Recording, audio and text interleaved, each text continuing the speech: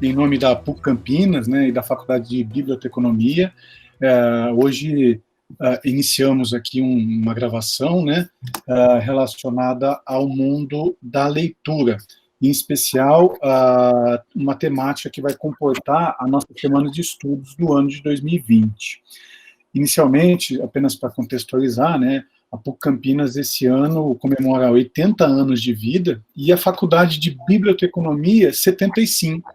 Então, nós temos ali uma grata satisfação de estar atuando e permeando sobre o universo do livro, o universo também da leitura, há 75 anos. Se fizermos aqui uma análise do tempo das universidades, em especial no Brasil, né, é uma grande honra também fazer parte desse mundo.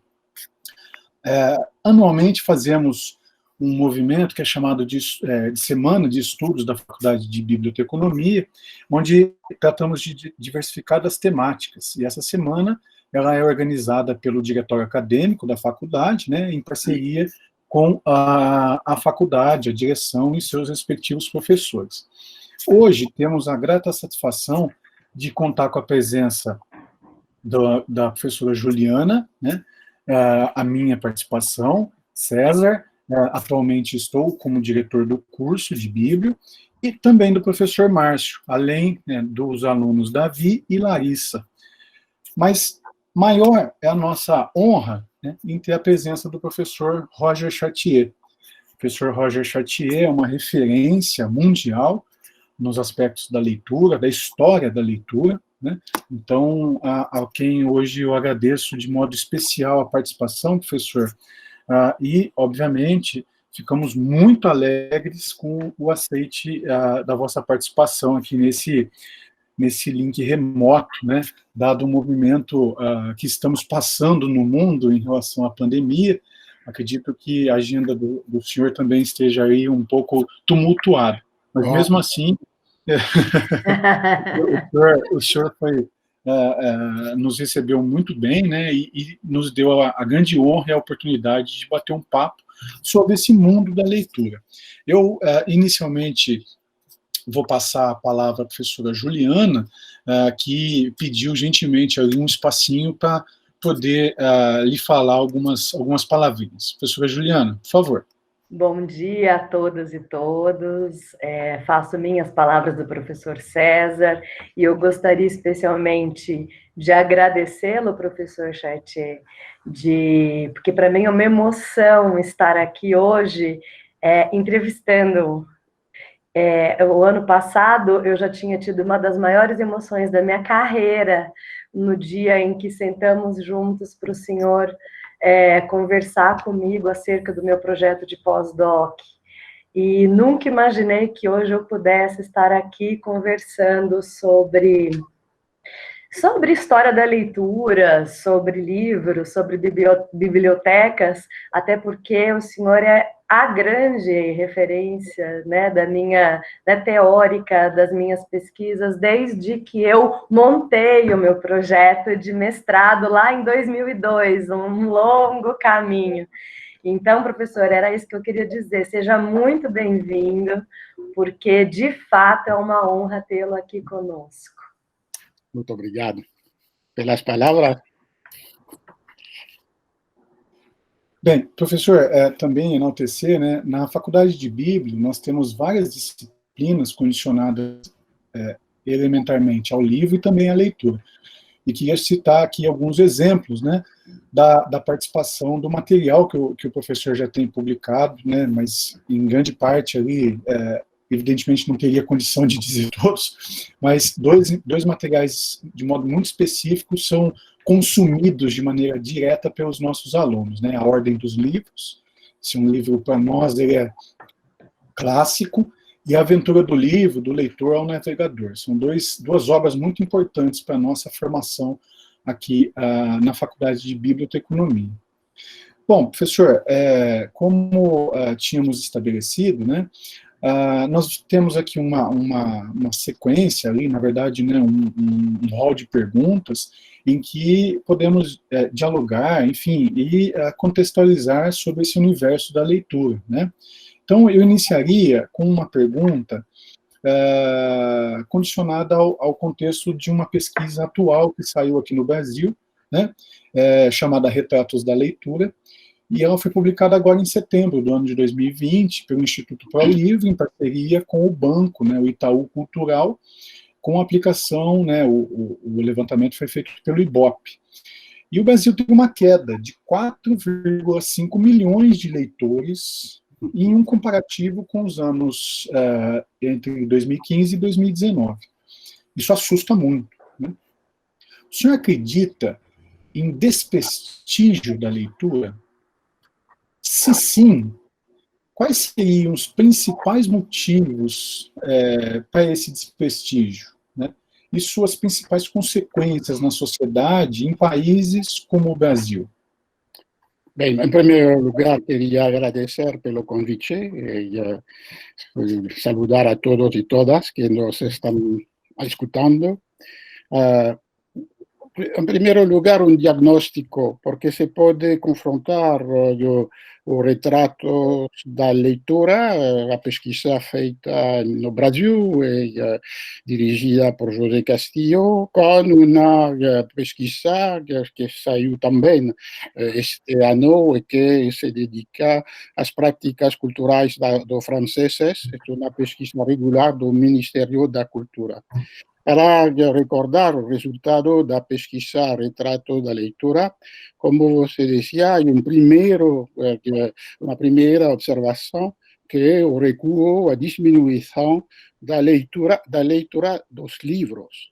Porque quando se compara a porcentagem de 2019 para o ano 2018 com a porcentagem do ano 2015 da gente que dizem, como respondente na pesquisa, que não han lido nem sequer um livro o ano passado, se vê que a porcentagem passa de 44% em 2015 até 48% em 2018.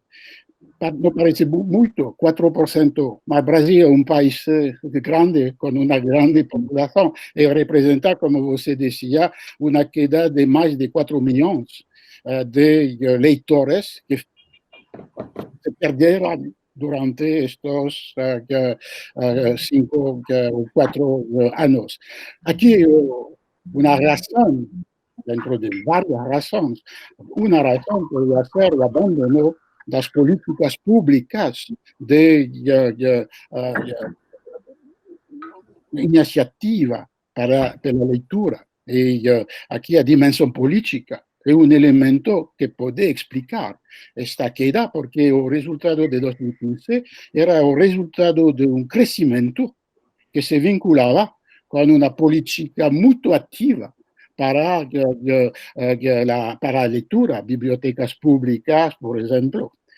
Então, temos isso. Há uma segunda observação nesta pesquisa, que é o aumento importante do uso da internet. Era de 47% dos respondentes em 2015 e o caso de 66% em 2019. Se pode comparar esses resultados com França para buscar as razões ou confirmar o recuo da leitura dos livros. E esta pesquisa francesa mostra uma conclusão idêntica à pesquisa brasileira. Em 1978, 73% dos franceses declaravam haver lido pelo menos um livro o ano prévio. E hoje, para o ano 2018, a porcentagem é somente de 62%, uma queda de 10% de respondentes que dizem haver lido pelo menos um livro.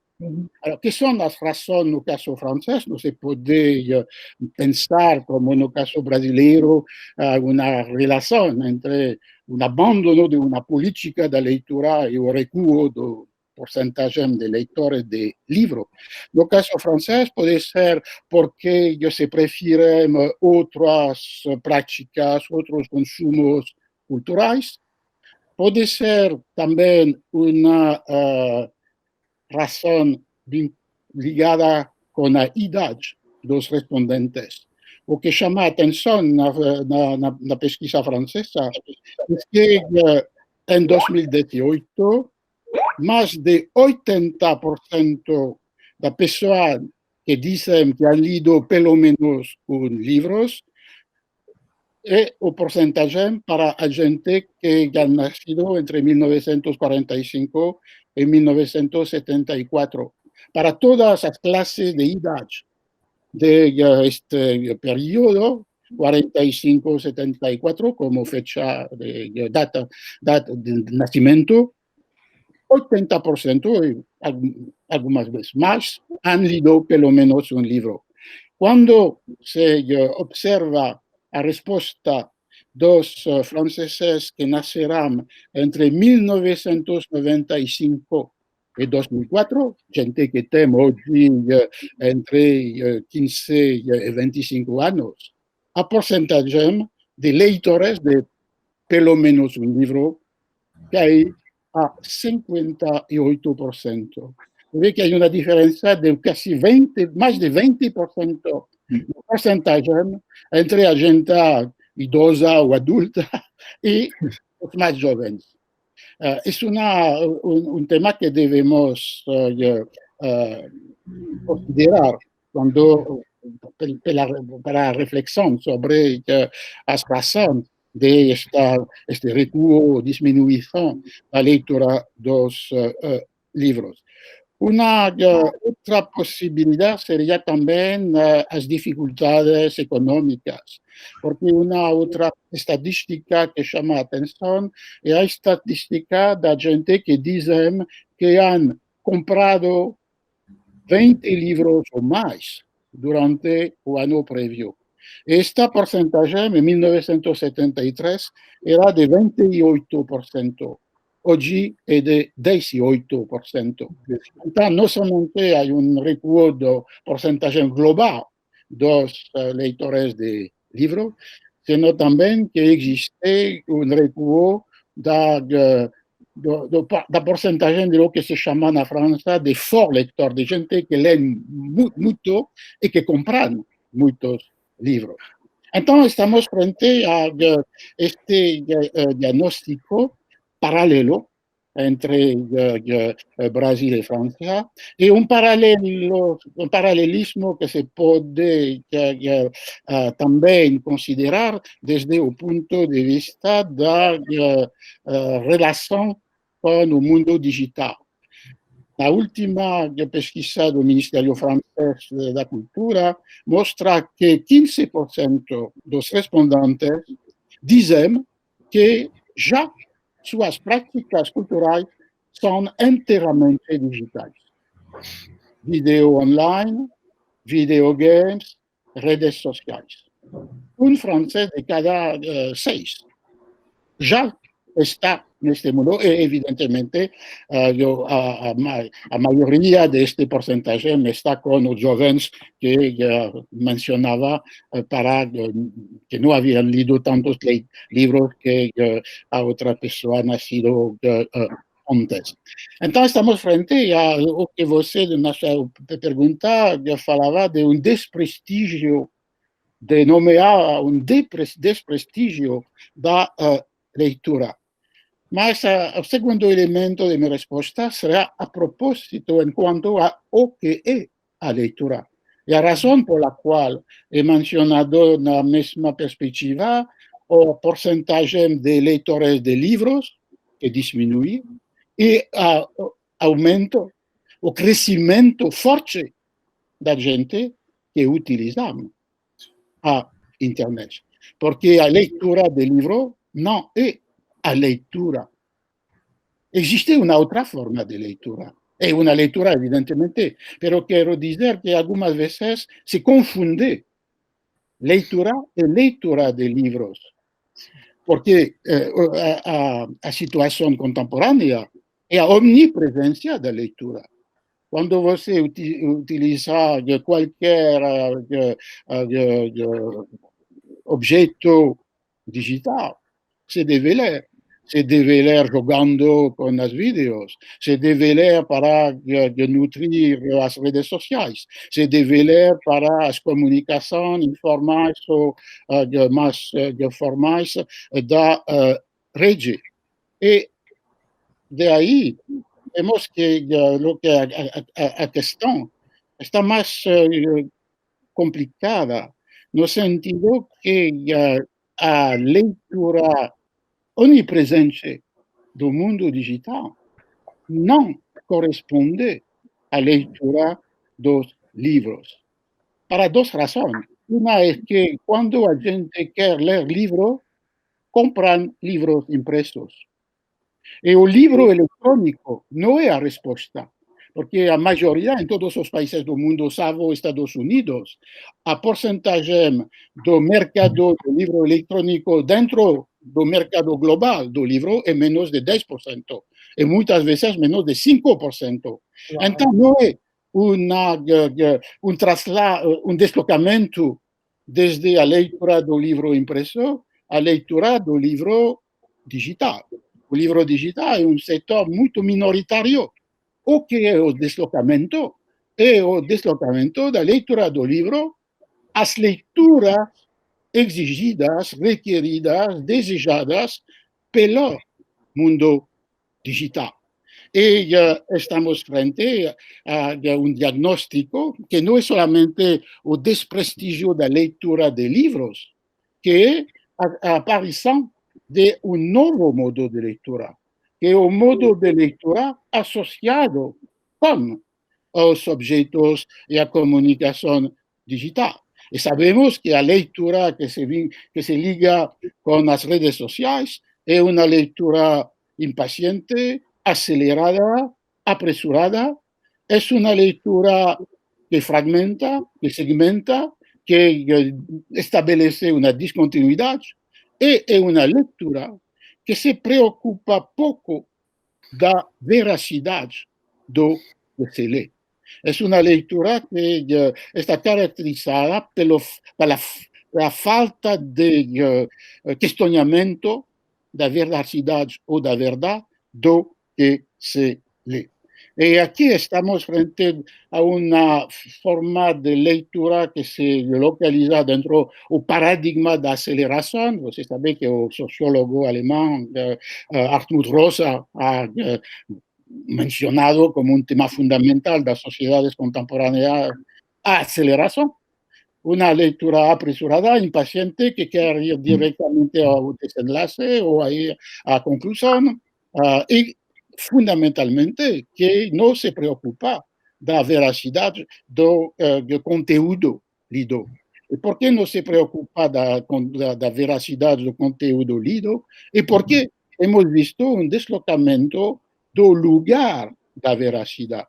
Na leitura de livros, é uma leitura que confronta, controla, busca elementos fora do texto lido para autenticar, confirmar, rechazar o texto. Havia um critério de verdade do discurso que era objeto da leitura crítica.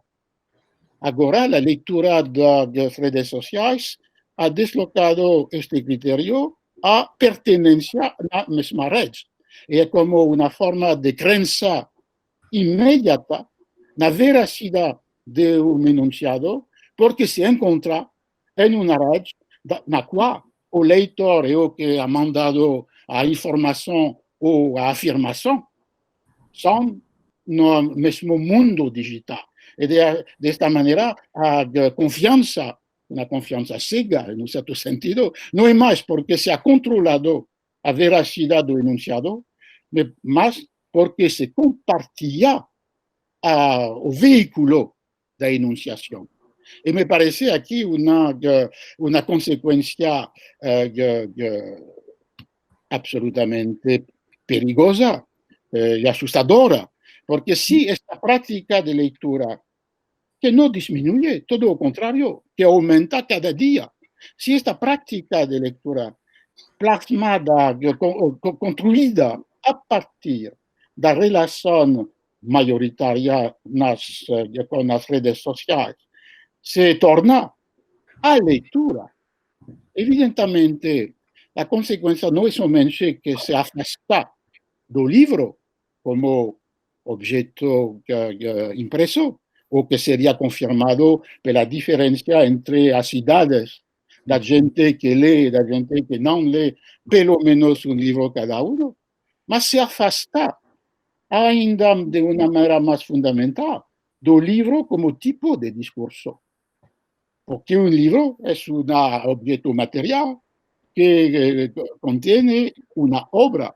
Y esta obra textual tiene una arquitectura, una coherencia, una totalidad que supone, para estar comprendida, a lectura lenta, crítica, distanciada, que percibe a totalidad da obra y que localiza cada fragmento dentro de esta arquitectura textual.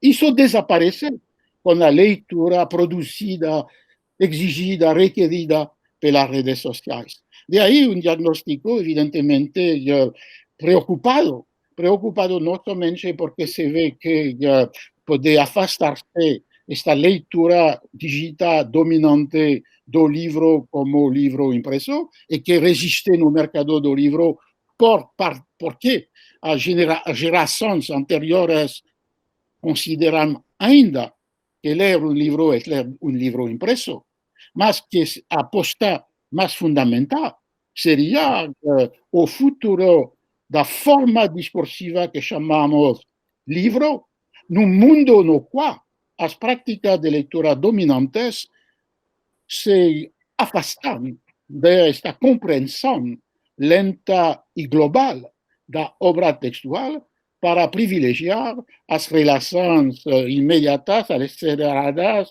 não críticas e que fragmentam dos objetos ou das comunicações digitais. Assim, isto me parece importante, porque durante muito tempo a ideia que a leitura não se limitava à leitura dos livros era vista de uma maneira optimista, podia dizer, porque havia muitos outros materiais que a gente leía e quando se dava a estatística dos leitores de livros, se esquecia estas outras práticas que podiam também ser criativas, produzir conhecimento, produzir relações com poesia, saber, conhecimento. Hoje a situação é muito diferente, porque estas leituras que não são leituras de livros são as leituras digitais. E as leituras digitais pertencem de um universo da comunicação que, salvo exceção que talvez vamos a ver um pouco mais tarde na nossa conversa, são ligadas com textos breves, muito breves, geralmente efímeros, e apresentam características, estas práticas de leitura, que são totalmente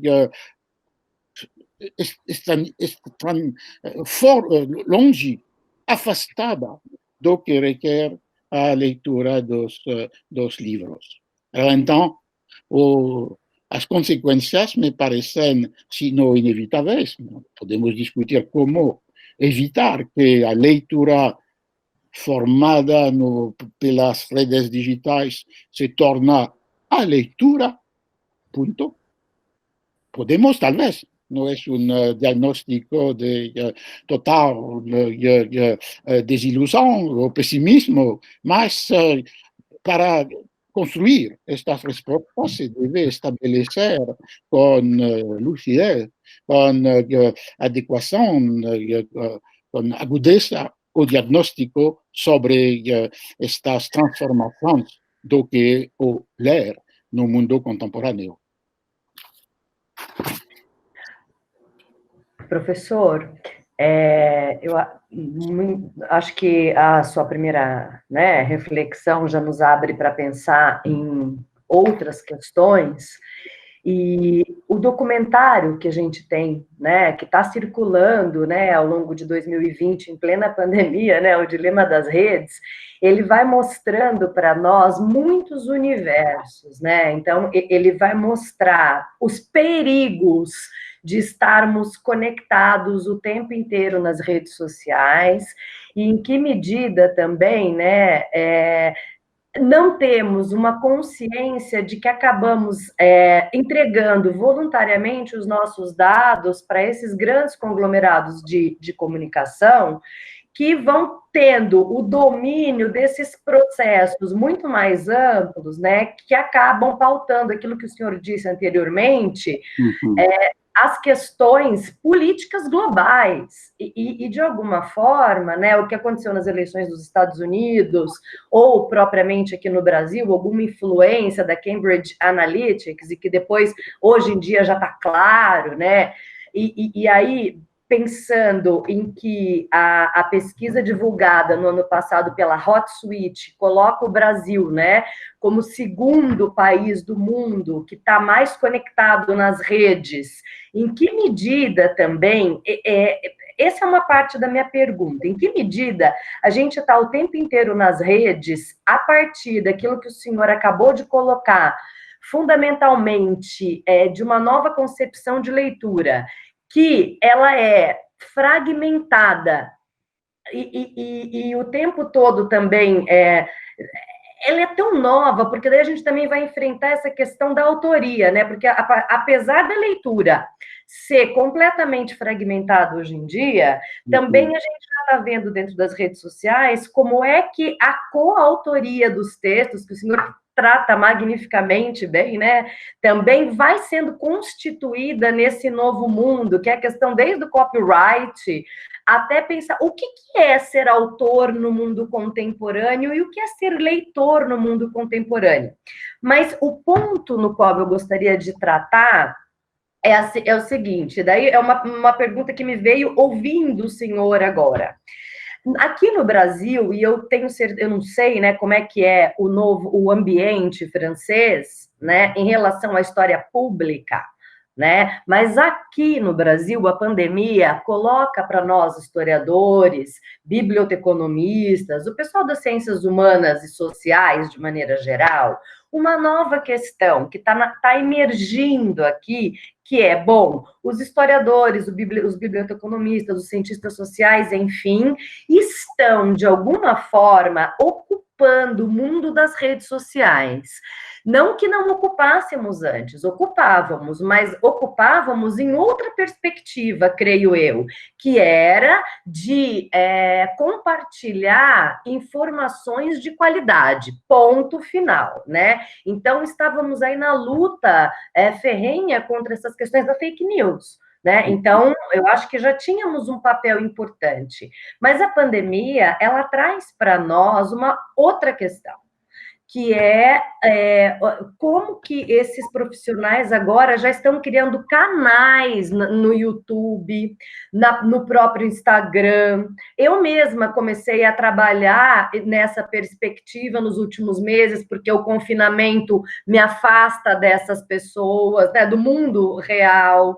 E, de alguma forma, eu acho que isso é muito novo, porque as vozes, né? Talvez, é aí que eu gostaria de ouvi-lo, né? Como é que nós podemos constituir vozes mais democratizantes dentro desse universo, que está o tempo inteiro dentro das redes, com toda a implicação que o documentário das redes, né, o Dilema das Redes, nos traz, talvez para começar a constituir um novo universo, talvez mais otimista, desse mundo, né, da leitura e de uma perspectiva mais democrática, né, relacionada à história pública? Como é que é?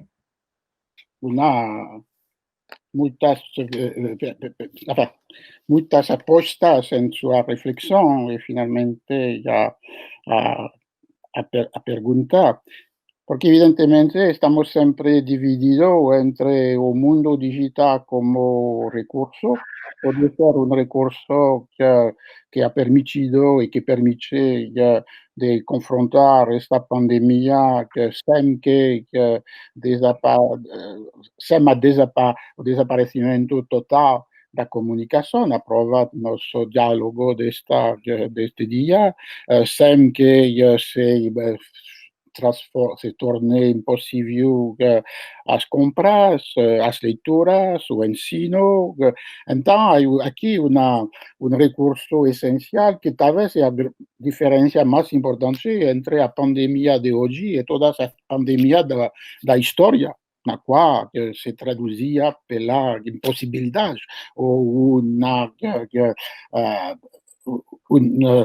fechamento das existências em um perímetro muito reduzido. Aqui hemos mantendo toda uma forma de relação de comunicação. Mas, além disso, como dizia você, há uma potencialidade nas técnicas digitais, não somente para inventar novas formas de criação culturais, senão também como veículo para a difusão tanto dos valores e das práticas democráticas quanto dos conhecimentos históricos ou científicos. Isto é absolutamente evidente. O que nos chama a atenção hoje, e particularmente nos últimos anos, meses ou dias, no caso da França, é a situação inversa, o perigo que representa uma forma de comunicação que finalmente conduz a maioria dos que a utilizam a uma confiança no veículo mesmo, independentemente de toda forma de controle, de crítica ou de avaliação dos enunciados, o que é o veículo essencial para a difusão mundial das teorias mais absurdas, das falsificações históricas ou científicas, das manipulações políticas. E não é o mundo já que inventou todas estas formas de falsificação ou manipulação, mas sua força de difusão, sua universalização, dá impacto a estas teorias de falsificação ou manipulação que é absolutamente inédito. Então, estamos confrontados a esta ambivalência e a razão pela qual me parece que para que a primeira forma não seja destruída ou apagada pela força manipuladora das redes sociais e do mundo digital, mas globalmente, se deve fazer ações. Estas ações podem remitir-se aos poderes públicos. E vocês han visto, imagino que o mesmo no Brasil, que na toda a Europa, na França, nos Estados Unidos, se discute a possibilidade de limitar ou apagar o conteúdo do mundo das redes sociais que veiculam denunciação, perseguição, ódio, falsificação, que é um problema complicado porque entre o respeito para a liberdade de expressão dos indivíduos, por um lado, e por outro lado, a necessidade de evitar a difusão e a força de convicção do pior do ponto de vista da ética, com a difusão do ódio, ou pior do ponto de vista do conhecimento, com a difusão ampla das falsificações e falsas informações ou teorias absurdas. Então, há uma primeira discussão que se liga com esta legislação que se deve impor às redes sociais, Y dentro de esta tensión entre el respeto de la libertad de expresión y la necesidad de evitar la contaminación do peor en una sociedad entera. Eso es una primera responsabilidad, finalmente, para asegurar que lo que describía podría acontecer más que lo que estaba describiendo, considerando que la situación actual. La segunda responsabilidad no es necesariamente solamente los poderes públicos o políticos, mas también los individuos mismos y las instituciones que forman los individuos.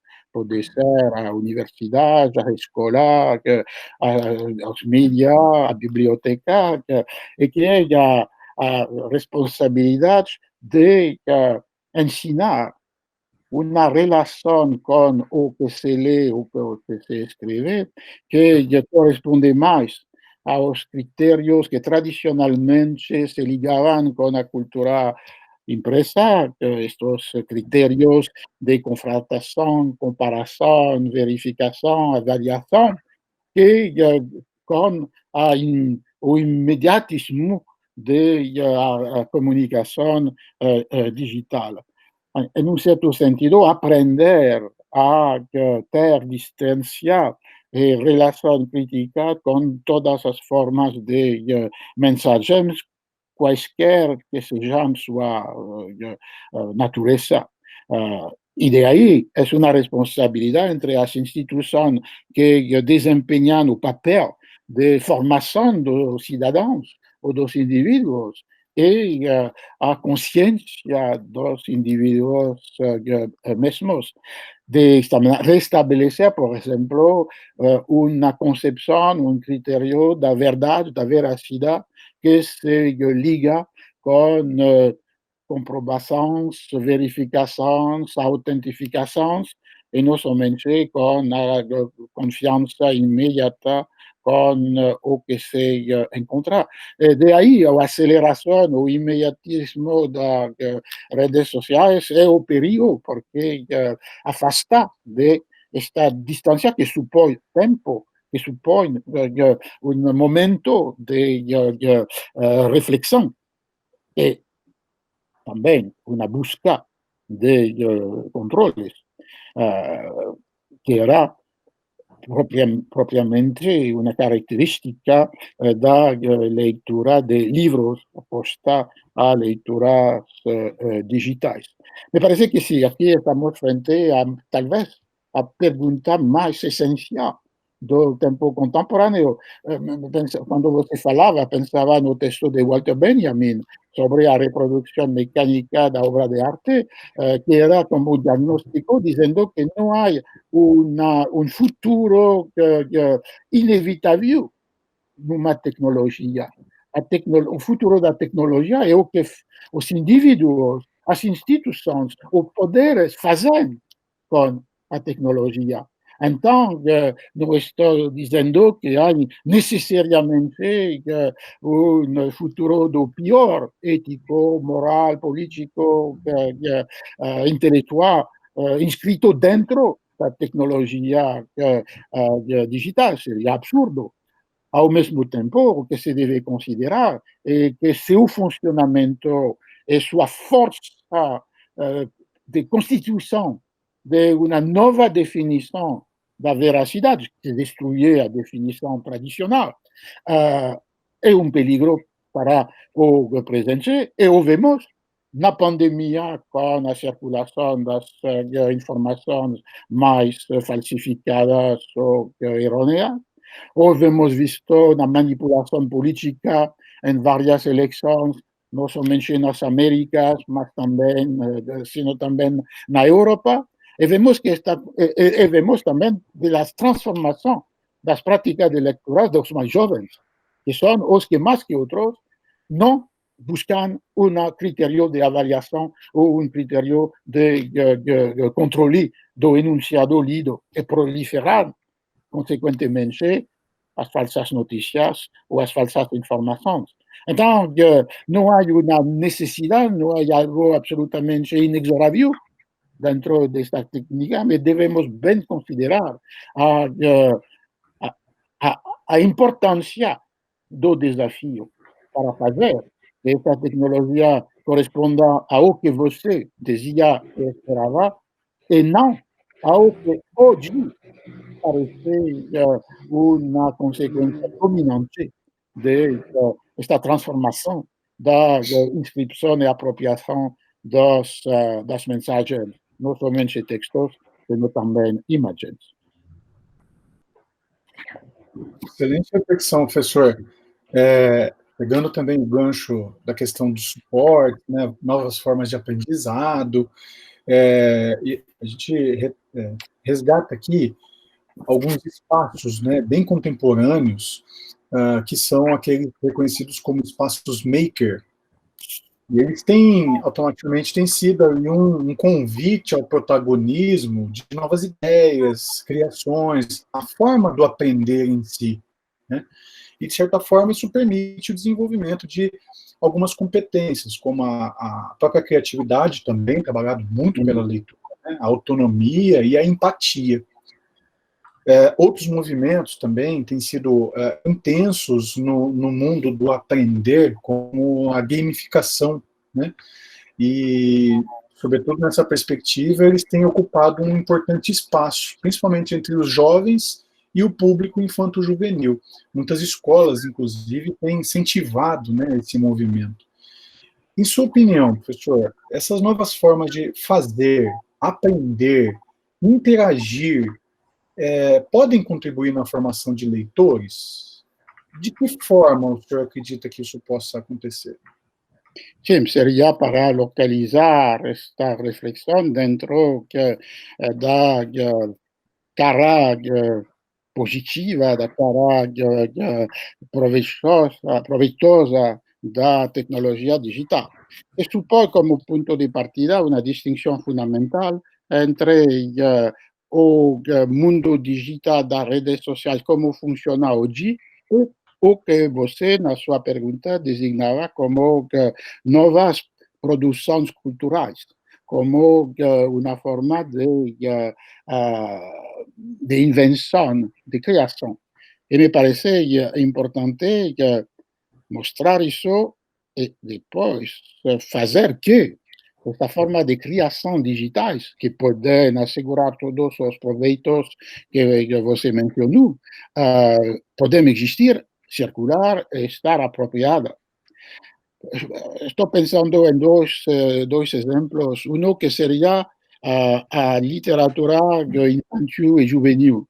Há um livro recente de Marisa Lajolo e Regina Zilberman sobre a transformação deste gênero editorial a partir da relação com a inscrição no mundo digital, mostrando como estas novas criações para crianças ou jovens podem mobilizar uma forma de plurimedialidade, podem mobilizar um hibridismo das linguagens, incorporar o que permitem as várias plataformas de difusão digital e, como consequência, podemos dar ao leitor um papel menos passivo, mas um papel ativo no processo mesmo da criação, da produção digital. É um livro, é mais que um livro, é um objeto plurimédia e mostrar nossas colegas como, nesse caso, o absolutismo do texto que se deve impor ao leitor está substituído por esta participação no processo dinâmico da constituição do conteúdo simbólico da criação.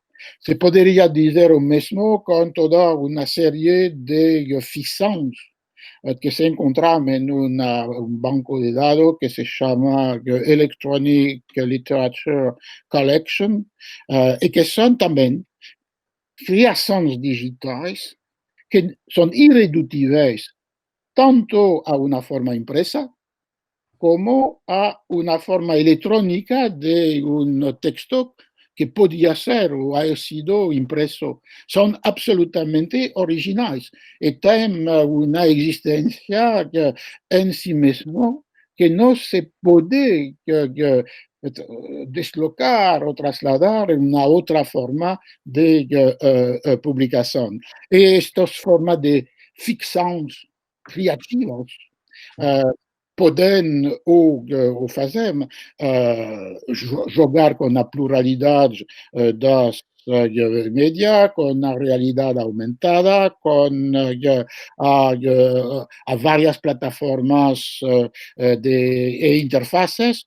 Bom, estamos frente a o que corresponde a um uso criativo, inventivo, original das possibilidades digitais. Se deve, evidentemente, considerar que, por um lado, representam uma possível ruptura com os critérios tradicionais da cultura de empresa. Nestes objetos não são livros, são mais que um livro, são outra coisa que um livro. Não tem páginas, tem associações efímeras frente a uma tela. Não correspondem, como você dizia, Juliana, ao direito tradicional do copyright. Várias vezes são fora da propriedade literária. Han instalado o site mais que o livro, porque também se acompanham com blog, site, um lugar de diálogo entre o criador e os leitores. Então, estamos frente aqui à parte mais inovadora, mais original da possibilidade digital. Mas o que se deve considerar é, por um lado, que é um setor muito minoritário no mundo digital global e que são poucas estas criações e, finalmente, por um lado, os leitores que preferem os livros vão a seguir, comprar livros impressos e os que utilizam o mundo digital não encontram necessariamente este tipo de criações. E preferimos SMS, ou tweets, ou Instagram, e outras formas de comunicação. Outra aposta é o caráter efímero de estas criações digitais. A plataforma que mencionava, Electronic Literature Collection, tem como vocação de resgatar criações que han desaparecido, porque há um aspecto da dificuldade no acesso e da obsolescência das plataformas ou da obsolescência das criações mesmas. Então, se confrontam a uma série de dificuldades, tanto sociais, culturais, quanto técnicas. Mas, evidentemente, é o setor que poderia permitir ao mundo digital de responder a todas as exigências que você mencionava, e desta maneira não ser uma destruição de uma prática leitora que nos parece fundamental para a educação, ao contrário, de ajudar a uma forma de relação complexa, rica, densa, nova, com os discursos, as imagens, os sonos, porque aqui há uma plurimedialidade imediata. Então, havia um colega espanhol, Antonio Rodríguez de las Heras, que faleceu este ano, e que havia esta imaginação com seus estudantes para estabelecer um mundo digital que seja correspondente a todas estas promessas de inovação, de novidade, e, evidentemente, que seja diferenciado do mundo perigoso, inquietante e assustador que hemos comentado previamente. Professor, o Paul Otlet e o Henri Lafontaine, eles sonhavam com a construção de uma cidade mundial, onde se localizariam instituições diversas de trabalho intelectual, como o senhor mesmo já mencionou nas respostas anteriores, as bibliotecas, os museus, as universidades, né? E o acesso ao conhecimento, né? Que possibilitaria, de alguma maneira, o alcance do que eles concebiam como uma paz mundial.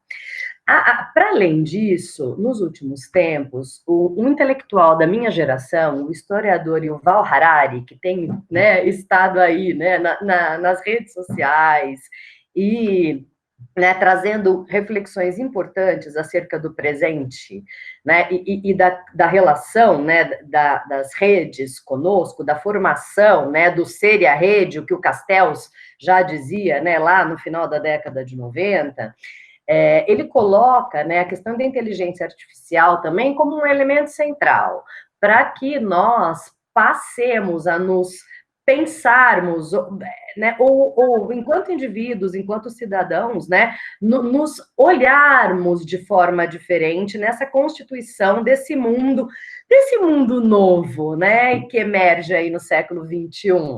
E numa entrevista que ele deu na TV Cultura o ano passado, no Roda Viva, excelente, ele diz que um dos caminhos para que a gente enfrente todos esses desafios do novo milênio seria a meditação, porque a gente olharia para nós, né, de uma maneira muito mais profunda e silenciaria, de alguma forma, todas essas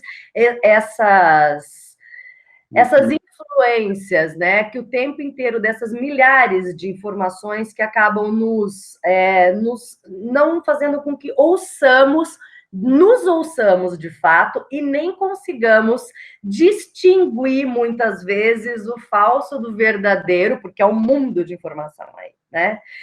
Então, o senhor acredita que a leitura, o acesso à informação, considerando esses elementos que o Harari também está colocando, possa, de alguma forma, contribuir para a gente construir um mundo mais humano, mais ético, pautado nos direitos, né?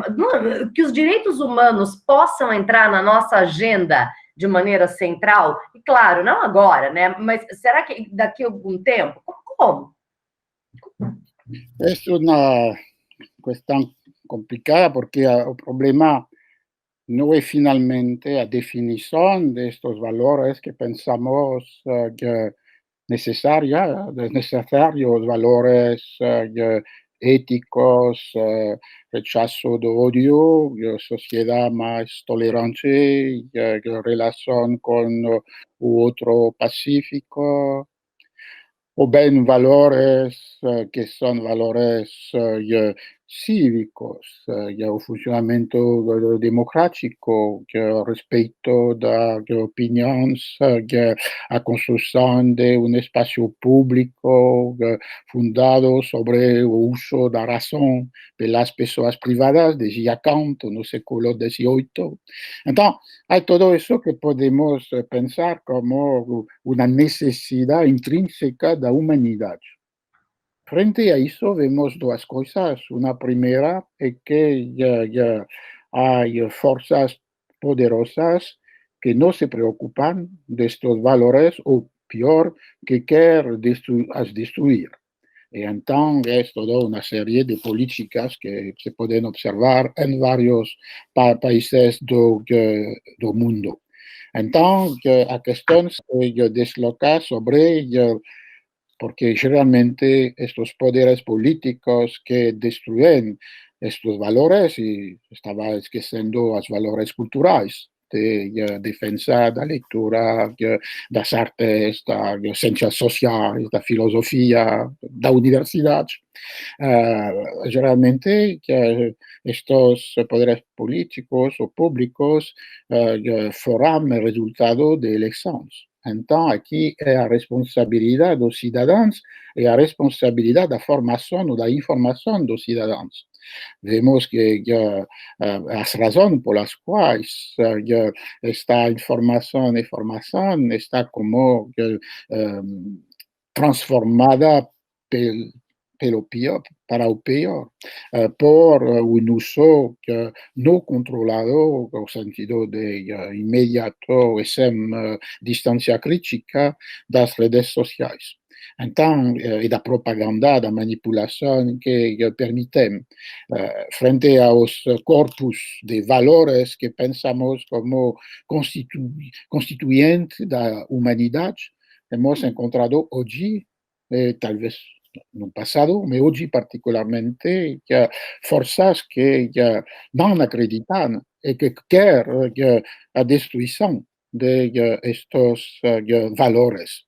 E a questão se desloca sobre como fazer que os cidadãos não escutam estas tentações que destruem finalmente o que é constitutivo da humanidade e poder atuar, como dizia Kant, fazendo um exercício racional de seu entendimento e capacidade de juízo na sociedade.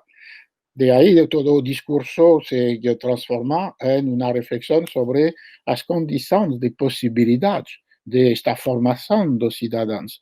Estas condições de possibilidade se remetem a instituições, ao papel da escola e da universidade, ao papel das instituições como as bibliotecas, ao papel das mídias. Cada um tem responsabilidade, tarefa, exigência, mas são os lugares institucionais no qual se pode não somente aprender o respeito para os valores que hemos discutido, sino também que se deve aprender como resistir às forças que as negam ou as destruem. Cada uma destas instituições tem um papel particular.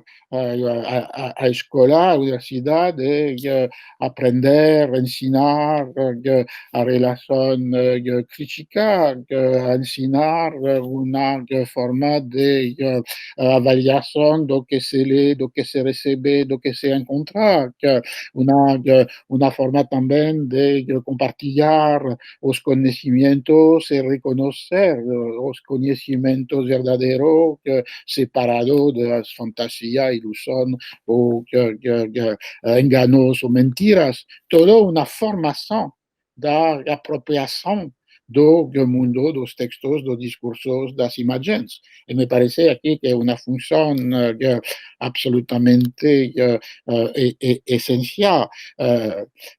Talvez vou deixar para outra uma pergunta final, o papel que me parece o papel das bibliotecas, e para pensar o papel das mídias, que também têm uma responsabilidade neste processo de formação, e que devem vigiar e controlar as informações e afirmações que publicamos cada dia, se pensamos como um veículo de transmissão do conhecimento e não somente como um instrumento de uma propaganda política. Mas, nesse caso, também há uma responsabilidade.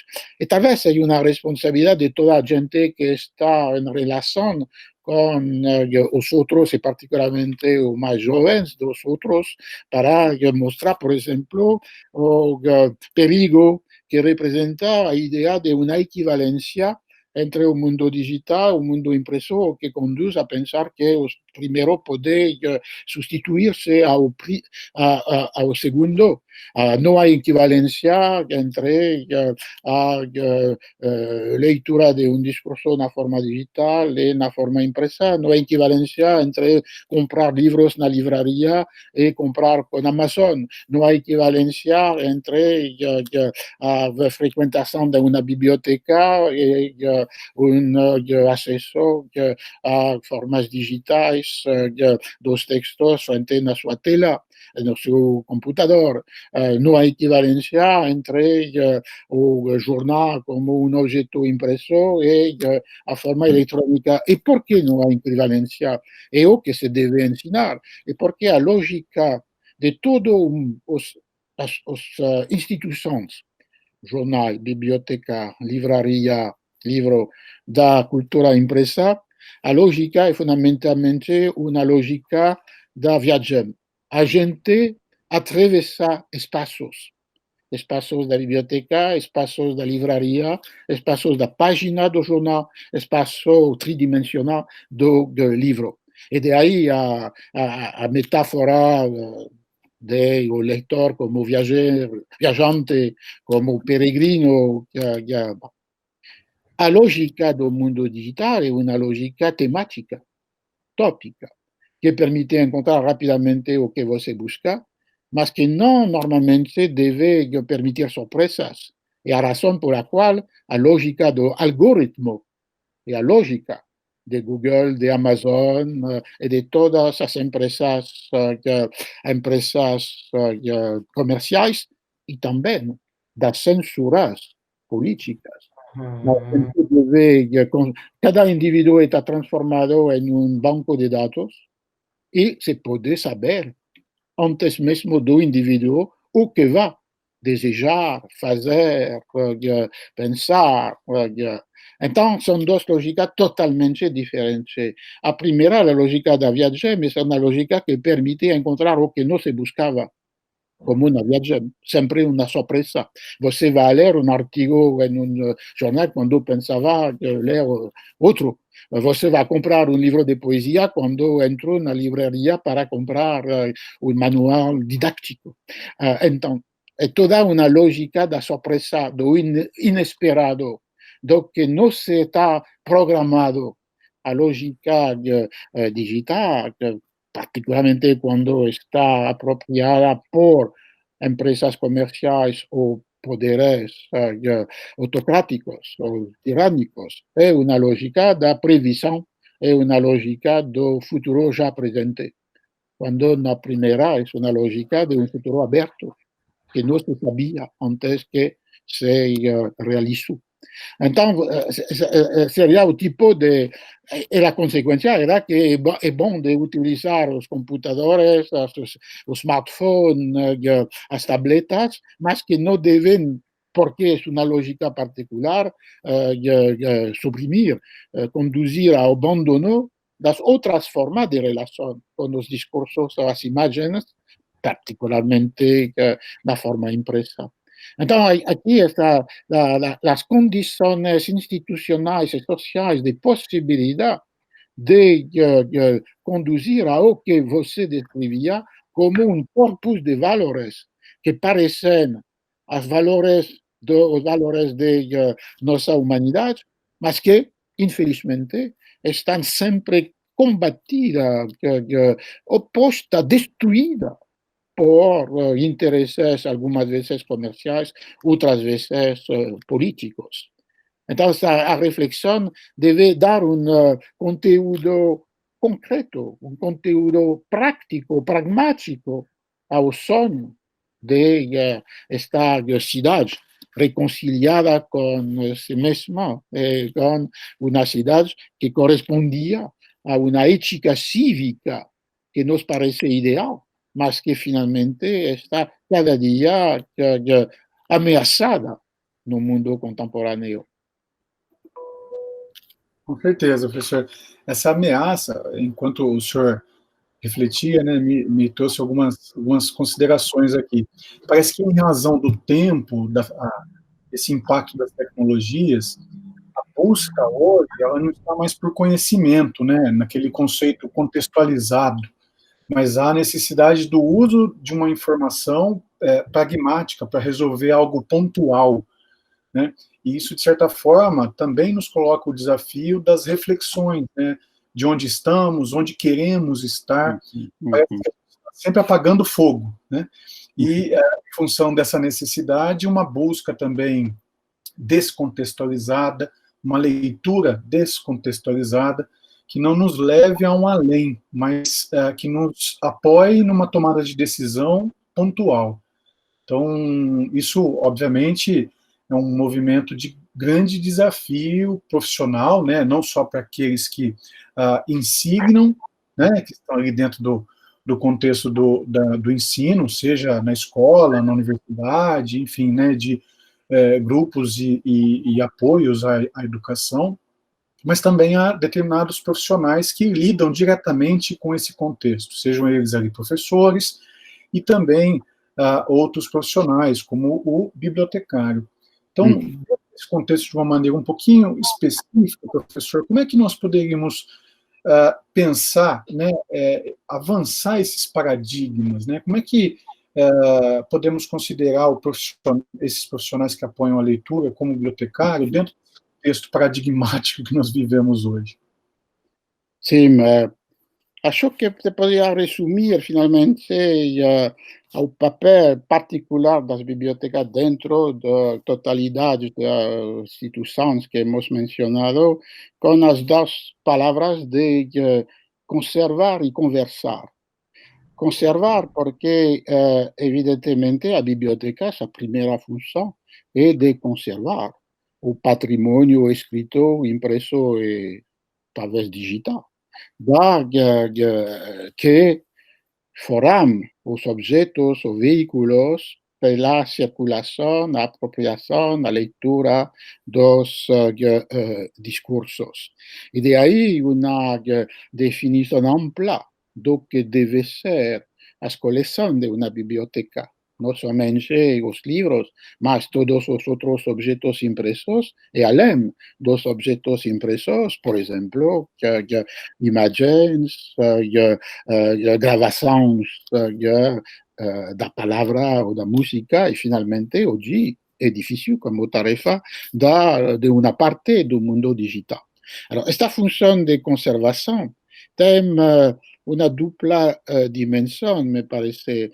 Una primera dimensión es de mantener un lazo con el pasado, porque si se encuentra en la biblioteca los objetos que fueron lidos por los lectores del pasado, se establece una relación de presencia del pasado no presente, que permite, como la biblioteca, esta función de ser una institución de memoria.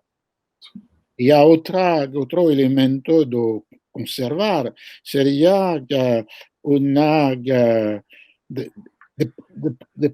particularmente en el mundo contemporáneo y de esta proliferación de textos digitales, de proponer una orden dos discursos, una orden dos libros, que son a base da biblioteconomia, dos catálogos e dos percursos dos leitores na biblioteca, tanto fisicamente se é uma biblioteca no qual o leitor pode ir ao livro, ou bem intelectualmente quando esta ordem se transforma em categorias biblioteconómicas e a possibilidade para o leitor de seguir un camino nesta orden. La biblioteca propone finalmente un jardín bien organizado que cuando el mundo digital, Google, es como una selva de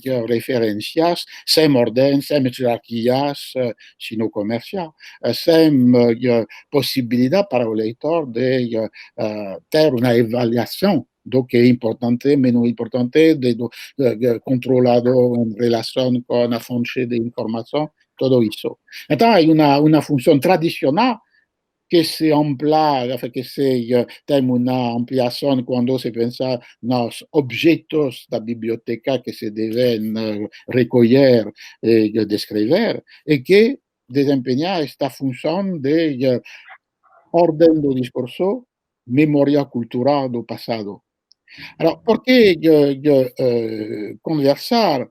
Porque me parece que la biblioteca de hoy, si se piensa como una institución o un lugar de educación y de sociabilidad, permite que, en primer lugar, en un mundo en el cual la lectura es generalmente una lectura individual, privada, silenciosa, permite el intercambio de palabras en relación con las obras escritas. Y varias formas, puede ser porque autores leen sus textos como una práctica del antiguo régimen o del siglo XIX, porque se organizan debates en relación con libros recientemente publicados, porque se organizan exposiciones que son un lugar también de intercambio de palabras. Entonces hay una primera función que es de mantener una presencia no presente que tal vez precisa de silencio, de una palabra viva. Y esta sociabilidad de la biblioteca es también la experiencia de un tiempo y un lugar compartido. Y aquí sería otro ejemplo que el mundo digital no es un equivalente. Estamos hablando hoy, no es un mismo lugar, no es un mismo tiempo, porque estoy en París y vos en Campinas. Entonces, la experiencia emocional, afectiva, social, do encontro na biblioteca entre lectores, entre bibliotecarios y lectores, es una experiencia que es insustituible, que no se puede imaginar a través de una otra forma de encuentros. Y finalmente, como decíamos, sí, un mundo digital es un mundo maravilloso y inmensamente perigoso. De esta manera, la biblioteca, no solamente la biblioteca, mas también la biblioteca puede desempeñar el papel de guía no mundo digital y de ayudar a los lectores, particularmente los más jóvenes, a comprender que esta fuente de información es más o menos segura en cuanto a su grado de veracidad que otra.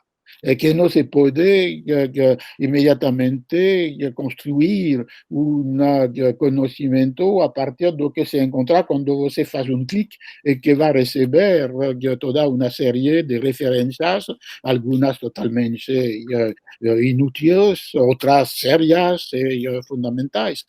Entonces, la biblioteca y los bibliotecarios pueden contribuir de esta manera a construcción de una relación crítica, ordenada, jerarquizada del lector con las información que está buscando. En este sentido, la biblioteca sería una institución de resistencia con esta proliferación de las falsificaciones y las manipulaciones. Desempeñar este papel cívico de un lugar donde se aprende a hacer distinciones, se aprende a establecer criterios de veracidad de una manera totalmente diferente de la confianza ciega en las redes sociales. Entonces, me parece que hay una responsabilidad fuerte de las bibliotecas, misma conclusión, las condiciones de posibilidad para que las bibliotecas puedan ejercer esta función.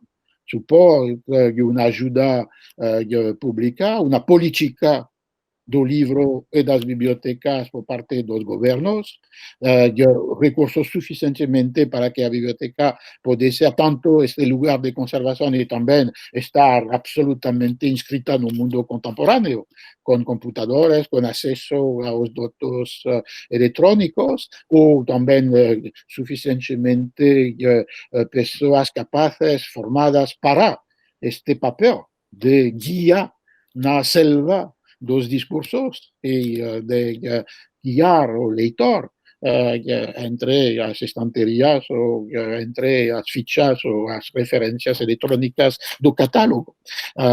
Então, cada vez os intelectuais têm a tendência de pensar ao ideal.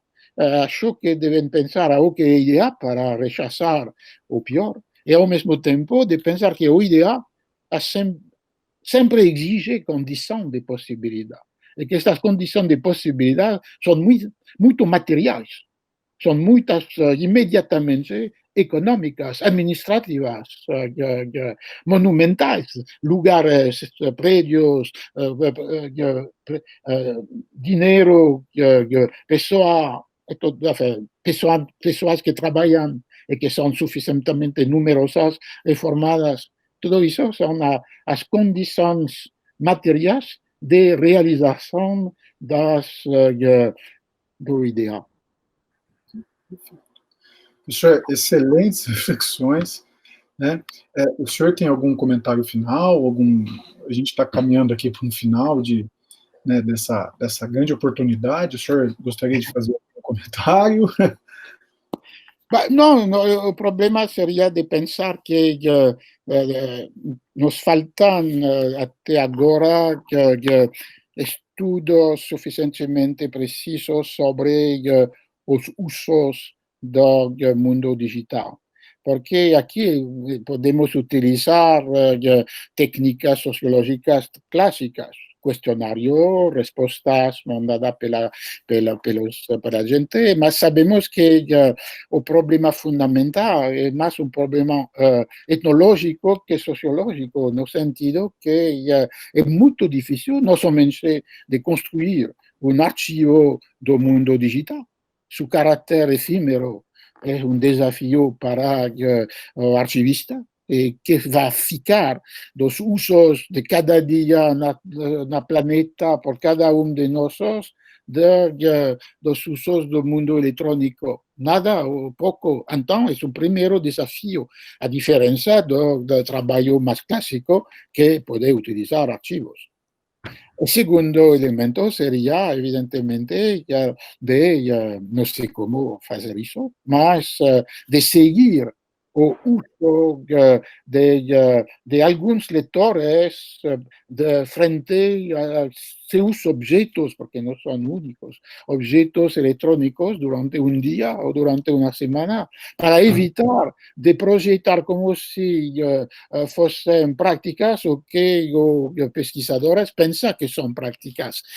Então, é muito difícil isso, de armar, de organizar técnica de observação. Também a biblioteca pode ser, porque neste caso, de seguir com técnica tanto sociológica como antropológica ou etnológica, o comportamento dos leitores nos poderia ajudar a ver, porque talvez o que é dito não é necessariamente sempre verdadeiro. É possível que os usos durante um dia de um jovem frente a seu smartphone, ou sua tableta, ou o computador, seja mais complexo, mais diversificado. Para pensar, devemos estabelecer distinções. É a forma cartesiana da mentalidade francesa. Então, é oposto de maneira radical a leitura dos livros, a leitura das redes sociais. Na realidade, talvez as coisas são um pouco mais ambíguas, ambivalentes.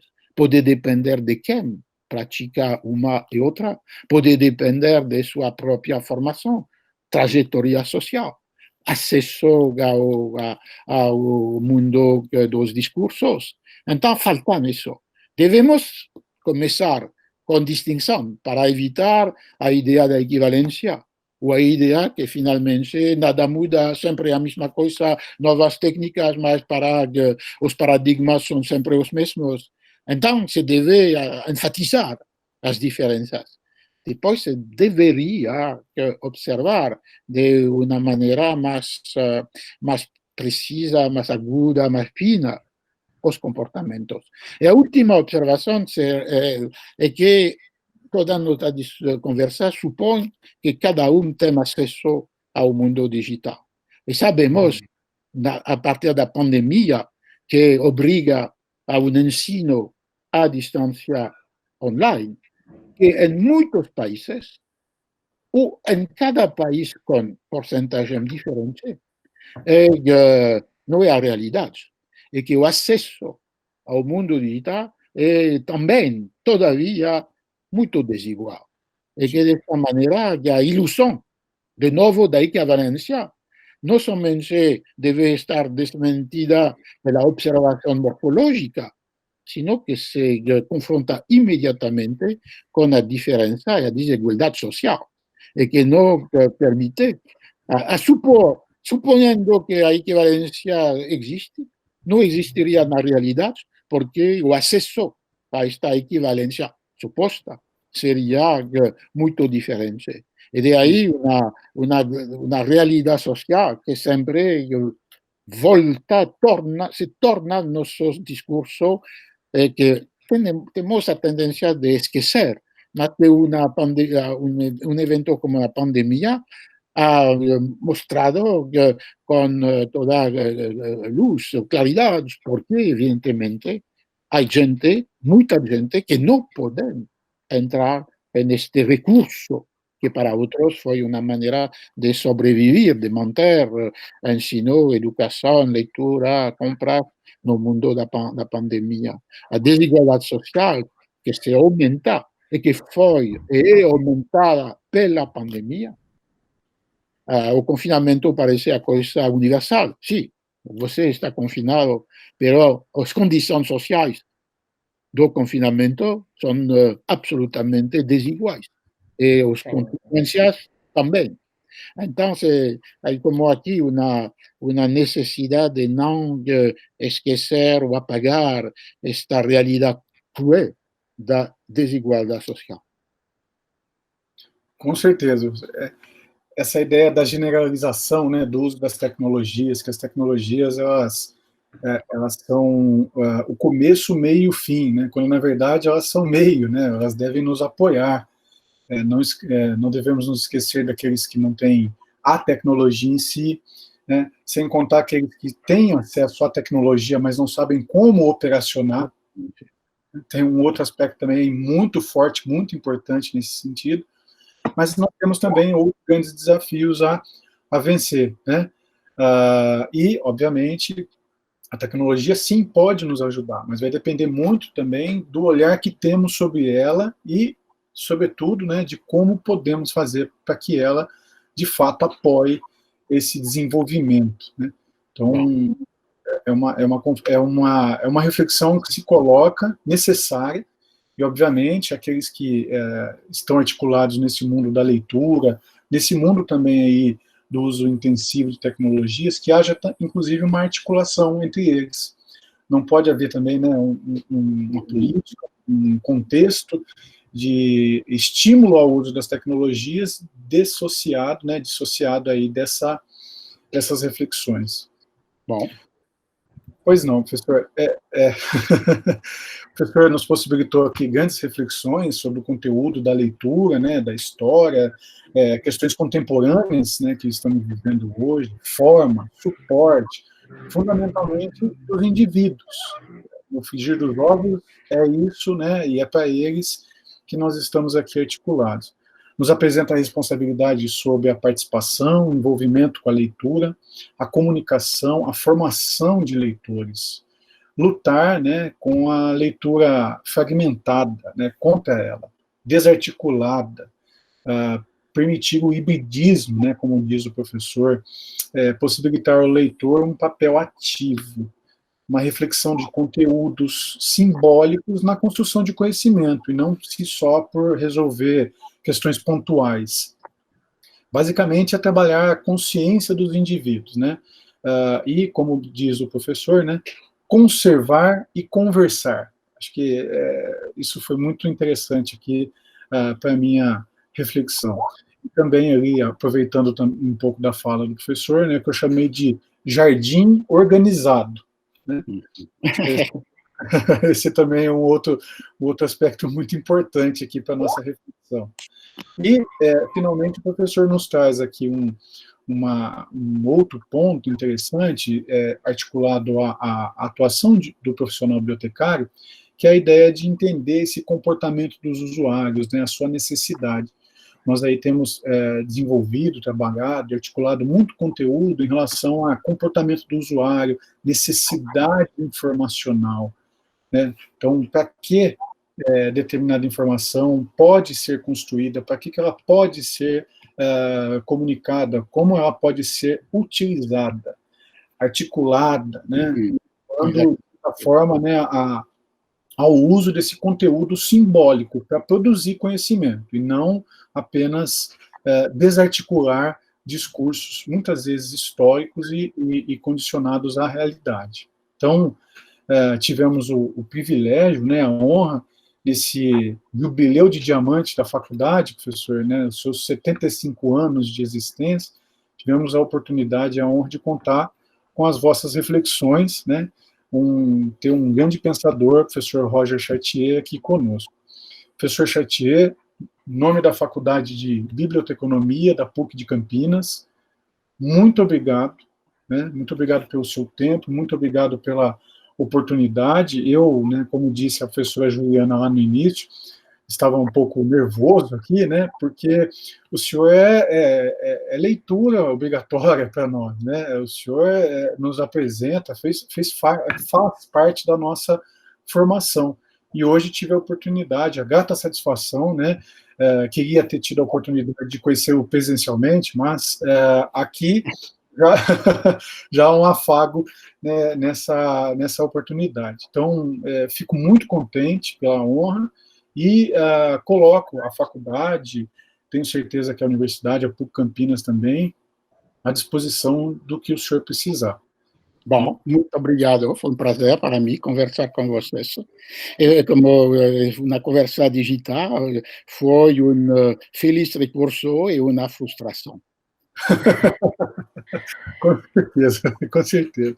Bom, obrigado, né, a todos, aqui ao DA, né, o diretor acadêmico da faculdade, representados aqui pelo Davi, pela Larissa, há também o professor Márcio, o professor Valéria, né, que apoiaram bastante a organização do evento da Semana de Biblioteconomia, a professora Juliana, que também, junto comigo, articulamos algumas reflexões, né, indagamos o professor sobre algumas reflexões, e a todos que tiverem a oportunidade de ver, né, e de aprender com o professor Roger Chartier. Posso só dar um tchauzinho? Claro, claro. Professor, eu gostaria de agradecer imensamente essa oportunidade, mais uma vez, de estar aqui com o senhor, e abraçá-lo virtualmente, desejando que em breve estejamos juntos pessoalmente, seja aqui no Brasil ou aí na França. Um abraço carinhoso. Obrigada, foi maravilhoso. O problema, abraço sem braço, a necessidade da situação. Foi um grande prazer para mim, espero pronto, um abraço com braços. Isso mesmo, com braços. Muito bom. E venha mais vezes ao Brasil, professor. Okay, muito obrigado. Bom, obrigado a todos, um grande abraço. Fiquem bem e se cuidem. Bom, até mais. Também. Tchau, tchau. Tchau.